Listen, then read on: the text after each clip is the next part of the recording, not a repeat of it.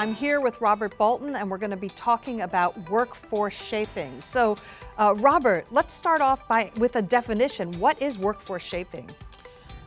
In a nutshell, workforce shaping is looking at future business scenarios, trying to take into account the impact of things like artificial intelligence, digital disruption, but also business strategies, and then looking at what they might be in the future and translating those into then the people implications, and then bring that back to the present day in terms of what does it mean in terms of shifts in skills, capabilities, numbers, types, organisation of the workforce.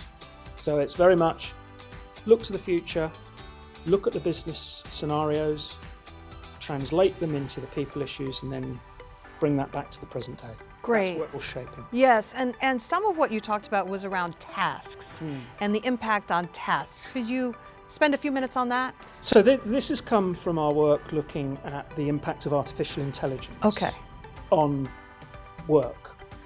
And it's quite clear that although you see these statistics in newspapers about jobs disappearing or jobs being created, really the big immediate impact of artificial intelligence is at the level of tasks. And therefore, that places an onus on organisations to redesign the way work gets done, redesign processes, redesign roles, redesign what humans do as opposed to what the machines might do. Otherwise, the accumulation of task level impacts will simply be fragmented, and there will not really be any productivity gains. I see. So we want clarity around some of that as we approach those areas.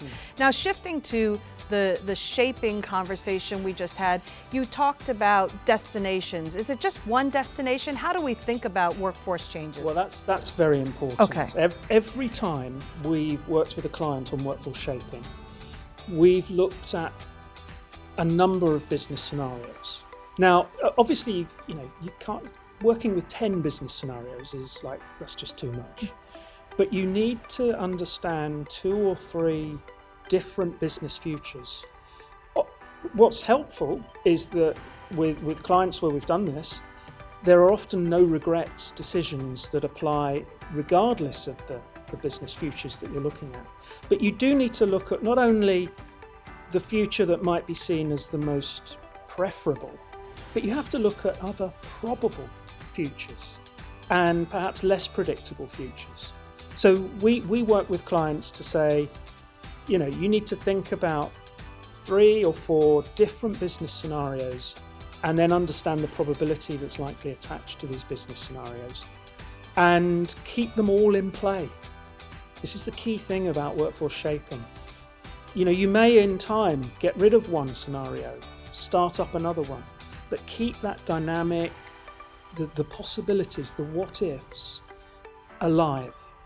And that's why workforce shaping, we argue, is a new discipline and it's a continuous activity. Right, so it's not just one destination, it's a continuous iterative process. Yes. Perfect.